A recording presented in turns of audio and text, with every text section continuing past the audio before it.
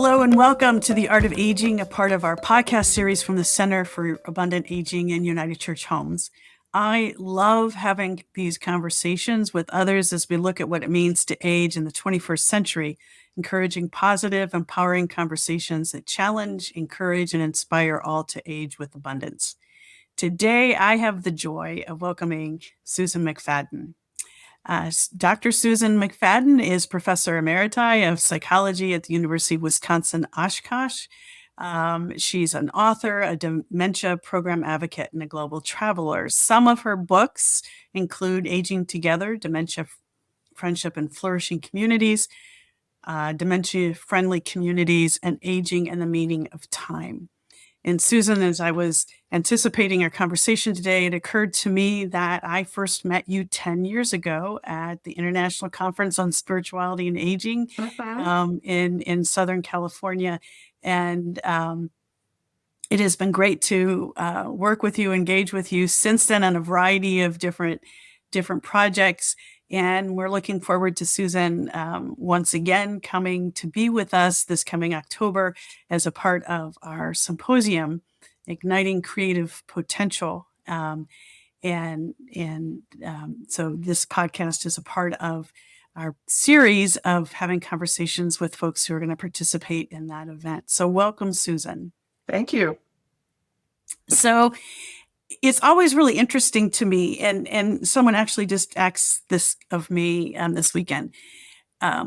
What led you to do this work that you're doing right now?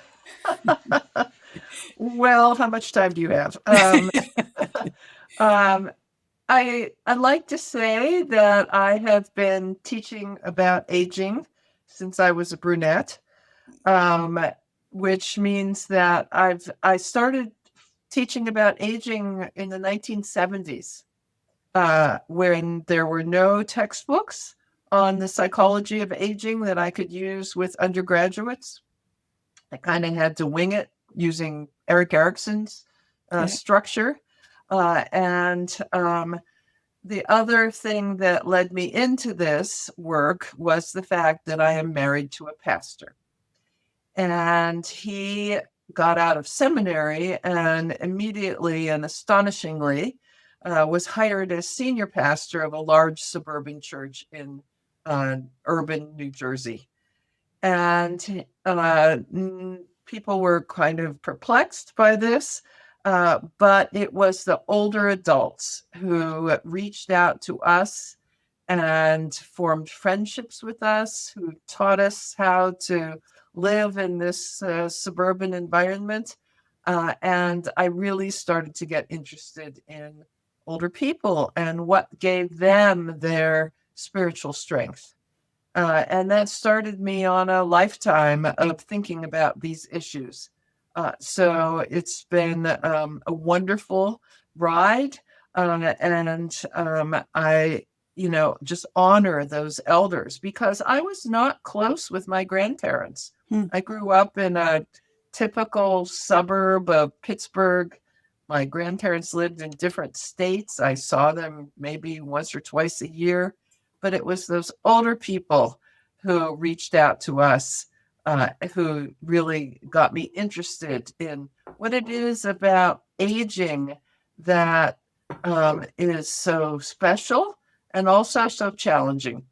There are just so many connections for us, Susan, and glad that you mentioned John, because I know that he's co-authored many articles and a book with you related to his ongoing ministry and work that he did specifically with those in dementia care as well. And I enjoy your mentorship as well, because if I ever am researching a topic, I know that you have articles that you're aware of from this past 50-year history, as well as staying current to what's happening. And so, thank you for your curiosity in this topic and really being a pioneer in what's growing in this field. Talk a little bit about the gap in research about the creative side of aging, and specifically, I know you kind of concentrate and works most with those who are living with cognitive decline. Yes. Well, it's sometimes very frustrating because we have lots of qualitative studies that demonstrate how important creative engagement is for older adults in general, and specifically people living with cognitive changes and memory loss, dementia. So lots of interview studies. I was just reviewing a compilation of studies that I did of systematic reviews of research where people bundle together a whole lot of research studies and try to make sense out of, what are the 4 or 5 themes that are coming through here. And the themes are that these creative engagement programs contribute to socialization, people feeling more connected to other people, a sense of well-being. This is fun and enjoyable, and it's giving me a perspective on parts of me that I never realized I had before. And these are programs that are happening in art museums and in memory cafes. That's an area that I've been very actively engaged with. But they're happening in libraries and nature centers, etc. But the problem is that we don't have the kind of gold standard research that so many people are looking for, which is the randomized controlled trial.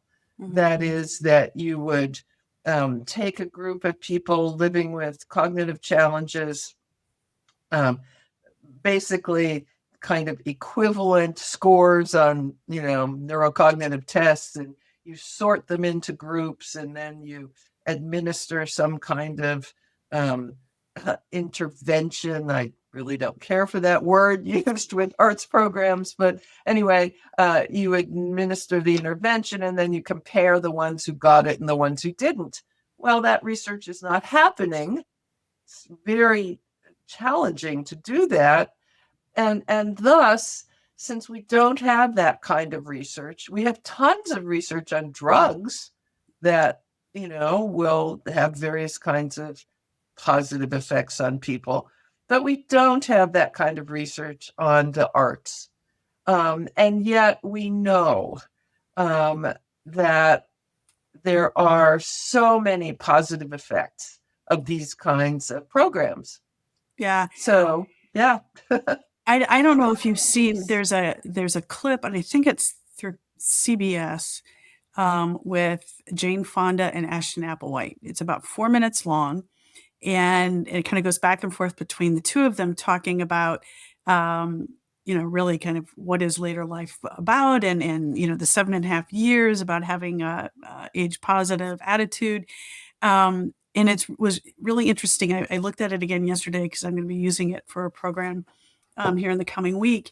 And they talk about get involved in the arts and about really kind of how creativity is so important for healthy and vibrant aging. So I think, to some degree, okay, let's not worry about the research. Let's just go ahead and do it to some degrees. And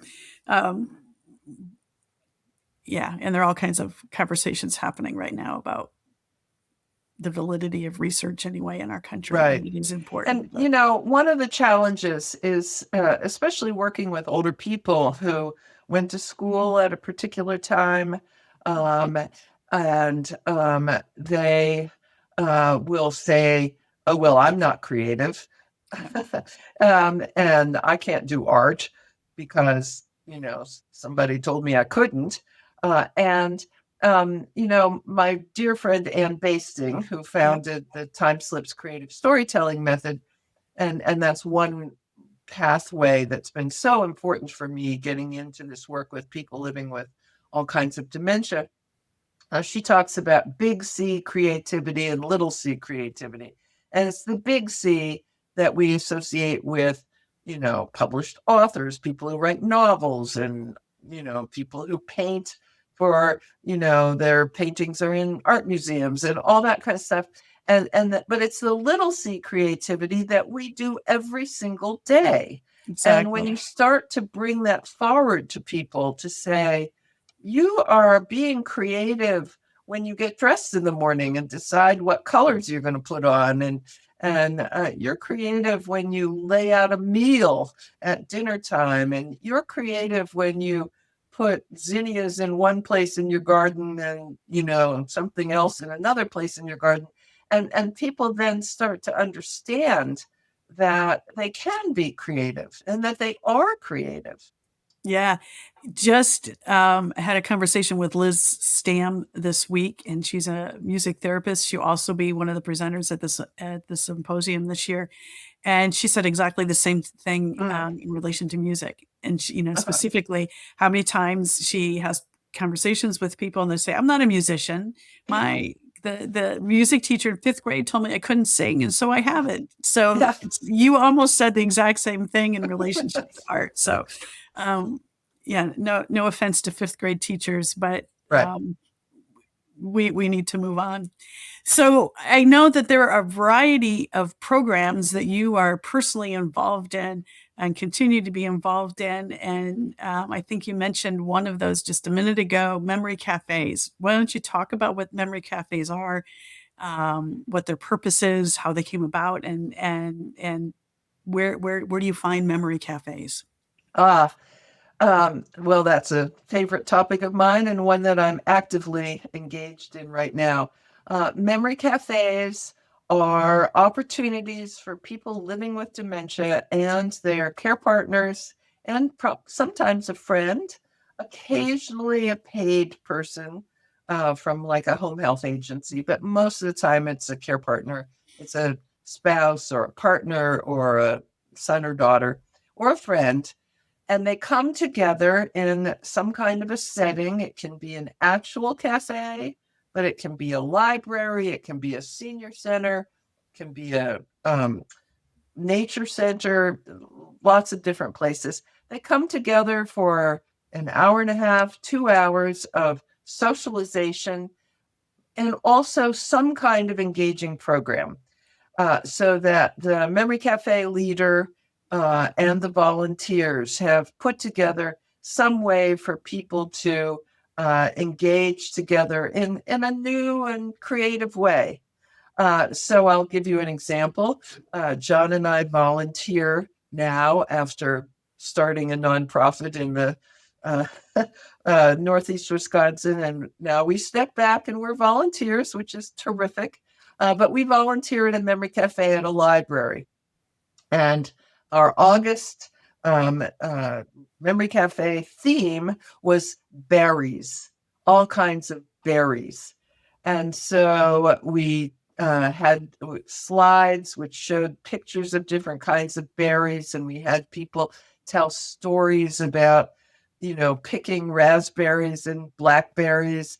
And Then we actually had a treat that involved berries, and just all kinds of ways of interacting around this theme, which everybody has some relationship to strawberries, right? Even Um, if it's an uh, allergy, they have a relationship exactly. with it. So that's the kind of thing that happens at a memory cafe. So, we talked about the berries and we snacked on berry treats, and then, people just chatted with each other. And it was marvelous. And they leave feeling good about the fact that they've had this time together that it's been on their calendars. It's not a medical appointment, right? Right. Um, it's a time for socialization where it doesn't matter if your loved one has some type of dementia. We say you leave your diagnosis at the door. You walk in, and very often we'll have visitors who come to find out what a memory cafe is, and they'll say to me, they'll pull me aside and they'll say, well, I'm not really sure who has dementia and who doesn't, Yeah. because everybody's just sitting there and enjoying themselves, or sometimes we're moving, doing, dance moves or chair yoga, or it can be lots of different things. So I've been working with memory cafes. Well, we started our first memory cafe here in 2012. So it's been a while. Yeah. And in the last couple of years, I've been working with Ann Basting and Beth Salzberg. Beth, who has created this wonderful group of people all around the country doing memory cafes called the Percolator Network. Oh, nice. I hope people still remember what percolators are. Um, Anyway, so Beth and Ann and I, along with Sammy Goodrich, who has been our program manager, who kind of keeps us organized and does our, things like, the Excel spreadsheets. Um, anyway, the four of us have gotten grants to spread memory cafes around the country. And so we are in the process right now of pulling together a very interesting plan to get these memory cafes planted all over the country. There are about 500, maybe 600 memory cafes in the country right now. We have developed a directory that is Yeah. located on the Dementia-Friendly America website, where a son in California who has a mother in New Jersey can look on our directory and can say, "Oh, mom, there's a memory cafe, 15 minutes from you, and our sister can probably pick you up and take you there." That's what the directory can do. So now we are trying to really plant these memory cafes around the country, and we have free training modules. So if somebody wants to start a memory cafe, they can. We're encouraging libraries to do this, because libraries are a safe space for Yeah. people. They're a public space, they have meeting rooms, etc. So it's happening. And it would be nice if we had some more research that would demonstrate this to funders. Uh, Exactly. Yeah. but people get it, and it's been a great joy for me and my colleagues. So, couple different things just from what you've just said. Um, First of all, attended a conference probably 8 years ago now up in Cleveland. And there was a woman from the state of Wisconsin who was talking about Wisconsin becoming a dementia friendly state. And she referenced, someone said, "Well, how did Wisconsin start this process?" And she referenced this husband and wife team who has been doing this work. And afterwards, I went up to her and said, "Are you talking about John and Susan?" And she looked at me and I said, "I know them." What is dementia friendly? That is a term that perhaps people aren't familiar with. So why don't you just pause right there and talk about what dementia friendly means and what that movement Wow. is. Well, I mentioned before that we've developed this Memory Cafe Alliance. So this alliance has the training for the memory cafes. It has the directory. Um, Lots of things are happening with that. And it's not a nonprofit. We made a decision not to form another nonprofit, but rather it's housed with an organization called Dementia-Friendly America. Now, Dementia-Friendly America is a national organization that is part of U.S. Aging. U.S. Aging is its fiscal agent. Okay. But Dementia Friendly America has trainings for individuals who want to learn how to better interact with their friends and loved ones living with dementia. It has really interesting, what they call sector guides. So, for example, um, say you're a dentist and you have noticed that some of your patients now have some type of dementia. Well, Dementia Friendly America has a sector guide for dentists on Wow. how they can train their staff to be more patient and understanding with, and when they're working with people living with dementia, they have sector guides for faith communities, which is something that you and I are very interested in. Yep. All kinds of sectors, veterinary clinics, right? People living with dementia have pets. Yeah. And you know, sometimes they may ask the veterinarian the same question 10 times. And so the veterinarian needs to understand that this person is not remembering their answer, and needs to find ways to relate in a way that is helpful, patient, and kind. So that's what Dementia Friendly America is doing. It's trying to create these individuals who understand this, but also cities can study lots of aspects of their city, their transportation and their housing and their healthcare and, you know, grocery stores, etc., to figure out, you know, is our community really a place where people living with dementia are included Mm-hmm. and can interact comfortably with people without fear of stigma. And we know that with an aging society, we know the demographics. And we also know that we don't have a magic pill for this, that there are going to be more and more people living with some type of dementia. And we cannot build memory care, you know, facilities on every street corner. They are in our communities. Yeah. And we need to learn how to include them. Yeah. One of the programs that I just love that the two of you have been very involved in is the camp, the church camp for those who are living with cognitive decline and their loved ones. And that just sounds like it's a 7-day memory cafe. Not quite 7 days. We just got home from camp on Thursday, so several days ago, at this gorgeous camp. It's a UCC camp in the North Woods of Wisconsin. John and I started what we call Memory Camp in 2018, and because he is a pastor, now a pastor emeritus in the United Church of Christ, we were quite familiar with this camp. Mm-hmm. And we knew that they, for many years, had successful programs for children and youth with autism. And sometimes these programs included the whole family, and sometimes it was just for the kids.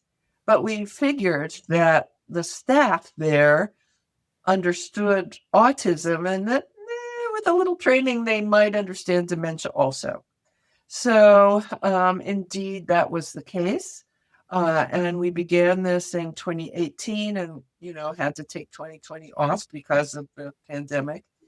But it is this amazing experience for people living with dementia, whereby they come to the camp on Monday afternoon. The volunteers have arrived on Sunday to get to know one another and figure out, you know, where things are, etc. They come on Monday afternoon. We all the meals are delicious. We have various programs. There is a volunteer, sometimes 2 volunteers assigned to every family. Sometimes families are a person living with dementia and a spouse and an adult child. We have also had grandchildren. So we've had ages 5 to 95. And just less than a week ago, Beth, we had people with dementia in canoes going out on this gorgeous lake, paddling with a volunteer, was in the canoe with them, paddling to a bog where they saw a nesting area for loons, and they saw turtles, and they saw an eagle flying overhead. How many times do people with dementia get to do that? Exactly. Not very often. Yeah. We sit around the campfire and we sing. We make s'mores. We take walks in a lovely wooded area, and those kinds of instruments they put in parks where you can bang on Yeah, things yeah, and yeah, make music. Well, we have lots of those, and we do that. We have a pontoon that people can ride on a bigger lake in. I mean, it is respite for everybody. yeah, yeah. And the care partner who might want to take a nap can do that because there's a volunteer who will sit and just look at the lake with the person living with dementia and chat with them. And it doesn't matter. The care partner does not have to be embarrassed or Right, feel shame right, right. about their loved one's behavior. Yeah. Um, and it's just all around a beautiful thing. So it is my great ambition to spread these memory camps around the country, just like we've spread memory cafes. And this spring, there was one more in Alabama. Now, you don't want to have a camp in August in Alabama. Yeah, exactly. So they held their camp in May. And I know there are ADA accessible camps all around the country. They Yeah, could do this. yeah. And there's a wonderful program in England that was the original inspiration for me. It's called Dementia Adventure. Hmm. And I found out about them back in like 2010, 2011. And do you remember Skype? They Oh, yeah. Skyped with me when I was first thinking about this. So I got to talk to the founders of this program. If you Google Dementia Adventure, you'll see they take people on sailing trips for 5 days. They do camps. They do hiking. I had a friend in England who just recently told me about a barge trip that they did. Um, this this can be done. Yeah. We just need a little imagination. Uh, so, So, speaking of your connections and inspiration in England, and mentioned that you are a global traveler, but also a person who is influenced by and influences others. Tell us about the Spark Alliance program. I just oh, love this connection. okay. So this was a program that started in Wisconsin with a couple of places in Minnesota, but primarily in Wisconsin for arts and cultural institutions, primarily art museums, but some history museums, to develop engaging programs offered on a regular basis, once a month, if possible, for people living with dementia and their care partners. And so we began this with a lovely grant from a philanthropic organization that sent 5 museum educators from 5 different museums to New York to witness and talk with the people leading the Meet Me at MoMA program.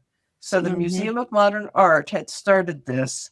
And so these folks from Wisconsin went out there, learned how they did this, very much influenced by time slips, creative storytelling, Yep. such that for art looking, we will sit in front of a painting, but we're not going to get a lecture about the painter and about Renaissance painting or something. We will tell a story about it.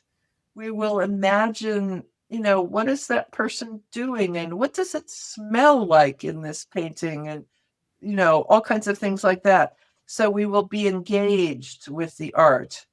And when you mentioned the international travel, John and I were in Florence with our family a couple of years ago, and we knew that in Florence there was a man leading a program like this at a museum because he had come to Wisconsin and learned about our program and then went back to Italy and started this program there.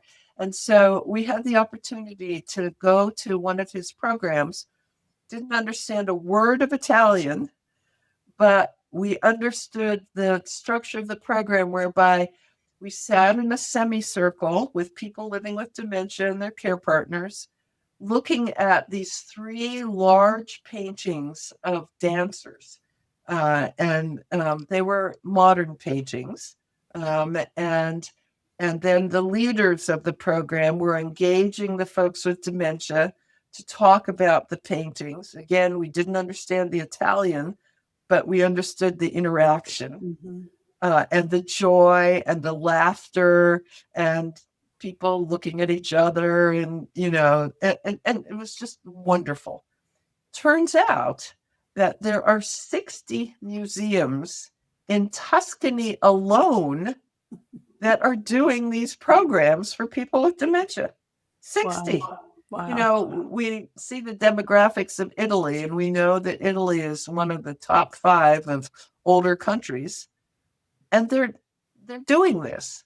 Yeah. And so we have 23 museums in Wisconsin that are doing this. I was just at a program earlier in August with a friend of mine who is journeying into dementia. Doesn't like to admit it, but is very confused about a lot of things.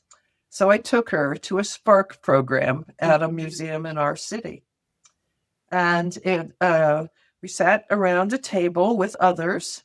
Nobody mentions dementia. So again, you leave it at the door. We came in, and the leader of this program passed out lemons to us. And we held the lemons, and we sniffed the lemons, and we talked about lemons a little bit. And then we looked at these beautiful paintings, they were still lifes from Dutch painters who included lemons in their paintings. And we didn't talk about who the painter was or, what a still life is. We talked about the lemons. And sometimes the paintings had peeled lemons in them, and we talked about that. And then we looked at some paintings done by contemporary artists that had lemons in them. And then this is all taking place within the space of an hour, but it's feeling very relaxed. Then the leader passed out. She had a Ziploc bag full of cut up lemons, and we all got a cup, and we put about 6 of these cut up lemons in. And then she passed out muddlers, and we muddled the lemons and some sugar and some water, and we made lemonade. And it was wonderful and so creative.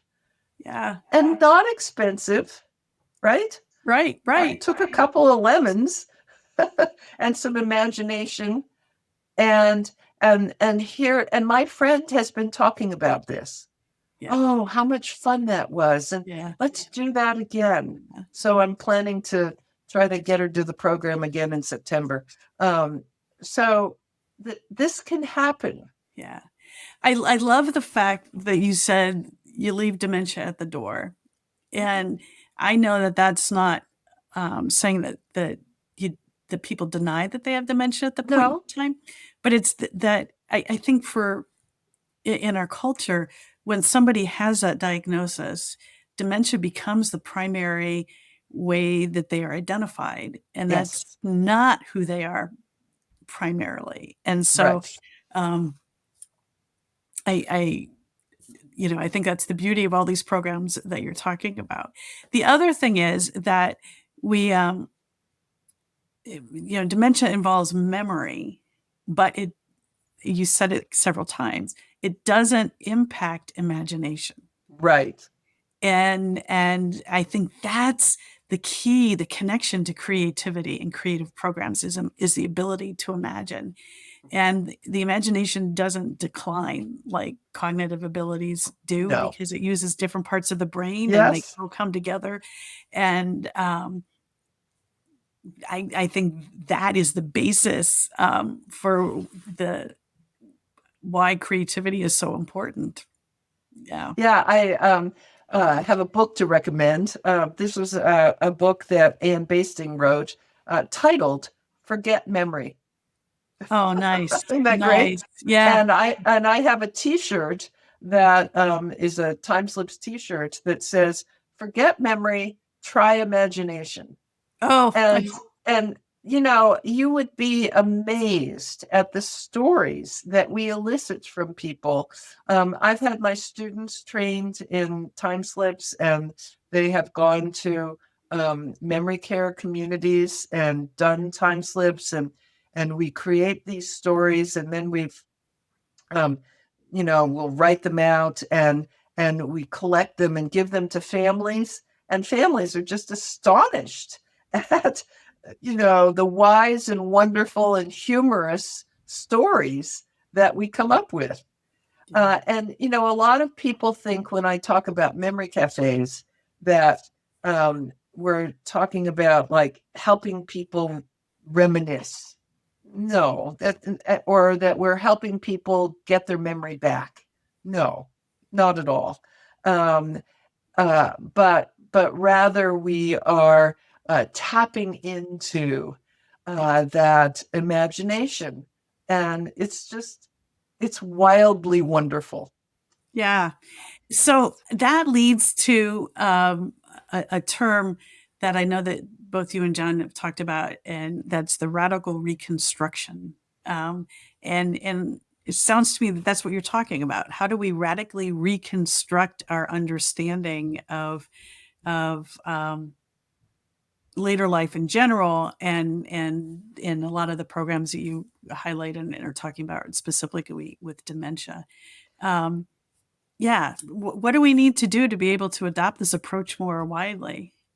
Well, we could start with our language. And I have many pet peeves around this work. And one of them is that too often we see in, magazine articles, newspaper articles, on television things, when people are talking about dementia, they talk about dementia patients. Yeah. Now, could we please stop doing that? Because you are only a patient when you are sitting in a medical clinic or a hospital. You are not a patient when you're in an art museum talking about lemons, right? Right. You are a person living with this very challenging condition, this progressive condition, this condition that will bring great heartache to people. And one of the things that we need to learn how to do when we are doing this, reconstruction of how do we deal with this, is to hold this tension between understanding that this is a very, very hard thing for people to live with. There is plenty of suffering, right? Yep. But that is not the whole story. Yes, there is tremendous loss, but that's not the whole story. That there are things that can be gained. I can't tell you how many people have told me that their mother, before she started this journey into dementia, never really said, "I love you." But now she says, "I love you" all the time. And that was my experience with my own mom. Um, uh, uh, you know, um, People who see this new side of their loved one. And yes, there is that terrible feeling of my loved one has changed and something is gone forever. But we need to look at the person and understand that even when they've lost language, you can still hold their hand. You can still connect through touch, which Aristotle said was the primary sense, right? We and So we need to radically reconstruct our understanding of this condition, which of course there are many, many types, right? And we need to understand that there's Alzheimer's disease, but then there's all these other types of dementia that are not Alzheimer's disease, but that are progressive, but that can bring us some joyful surprises. Yeah, yeah.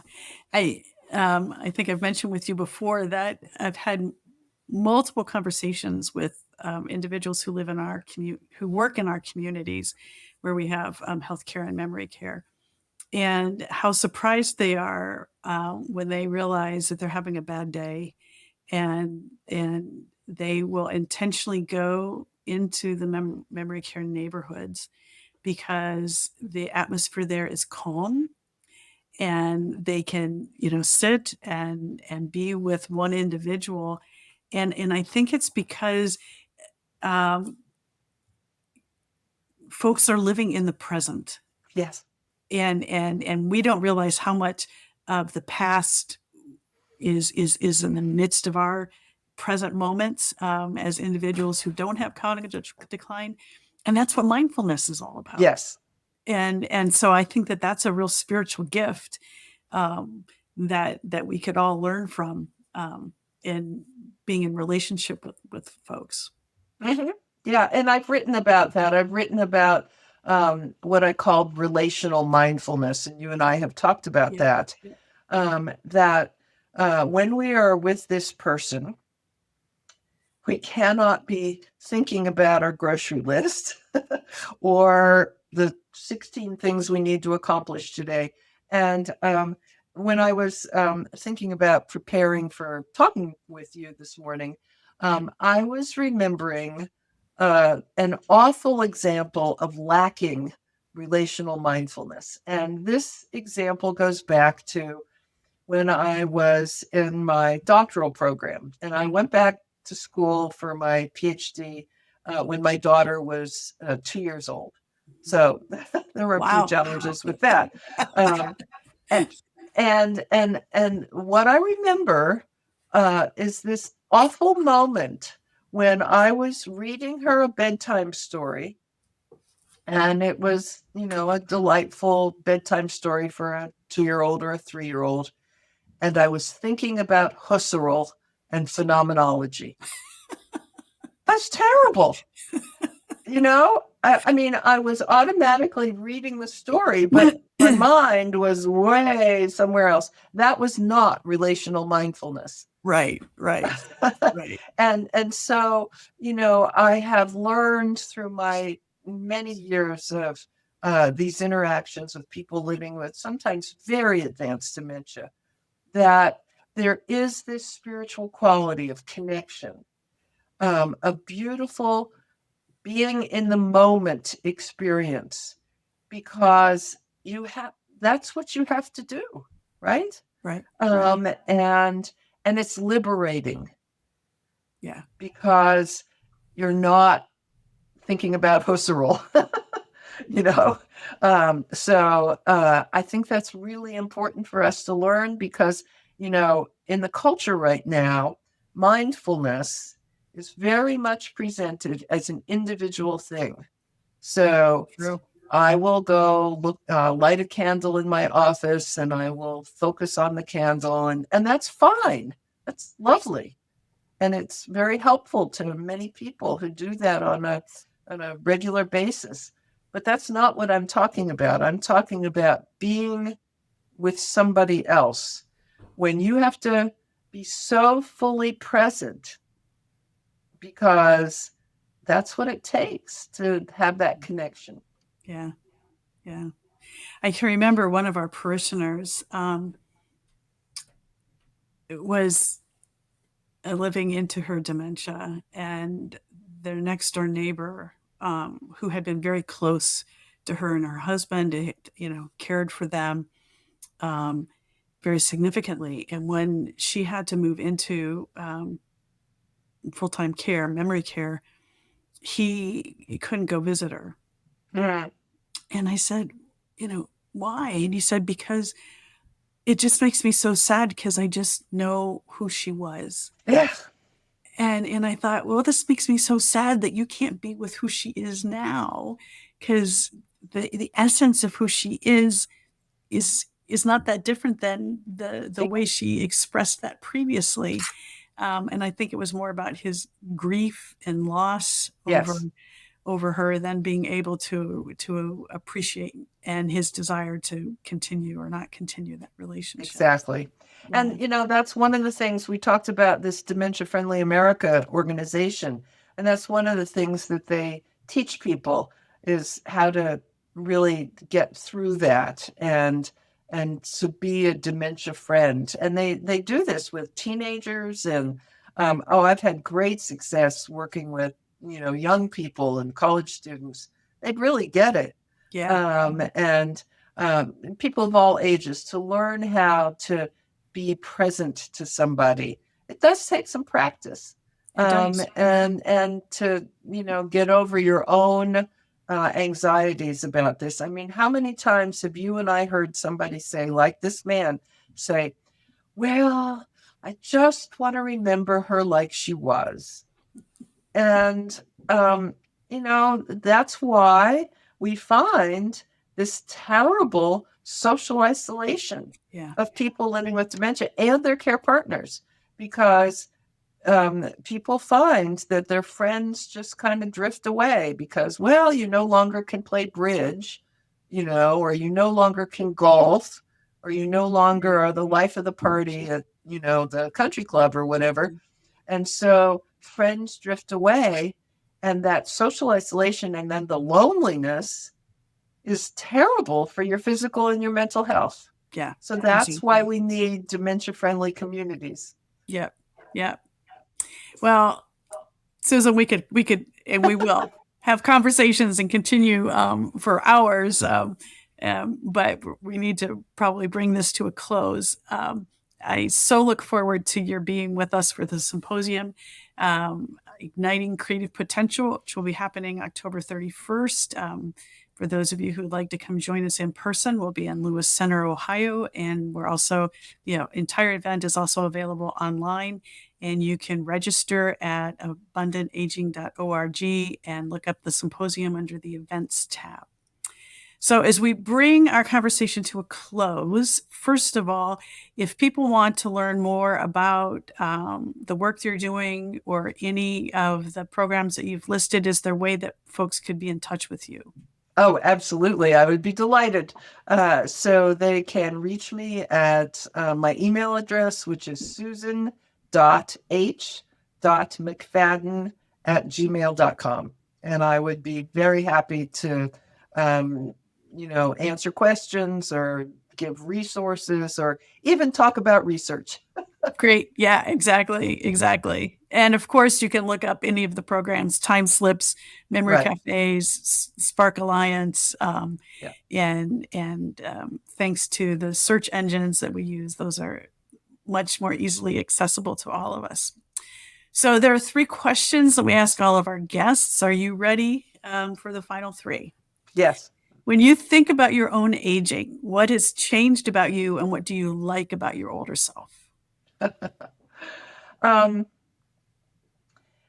I think that I am giving myself permission to have more of these kinds of creative engagement experiences because, I had been an academic my life, practically my whole life. And so it's been liberating for me to be in a memory cafe when we're doing something creative. It's wonderful. Yeah. And so that's a new thing. And then the, relational mindfulness experiences that I have all the time. Mm-hmm. That's been wonderful. Great.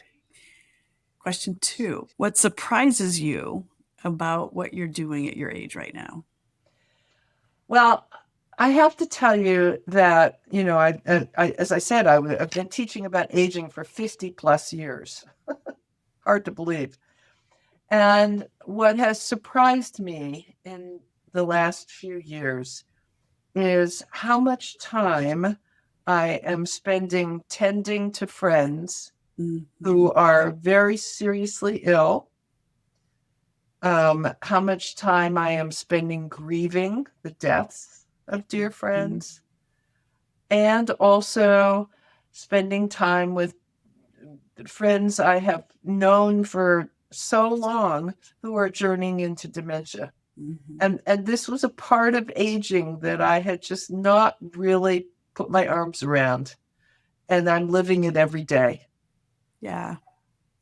The field of gerontology is one of the fields that anybody who has spent their career studying or working in this area and they live long enough will have the opportunity to experience what we've been studying and talking. Yes. um, and that's not true of everyone. And Right. yeah. So the last question is there someone that you've met or someone who set an example that inspires you to age abundantly? Yes. I had the privilege of being connected with a woman through my church.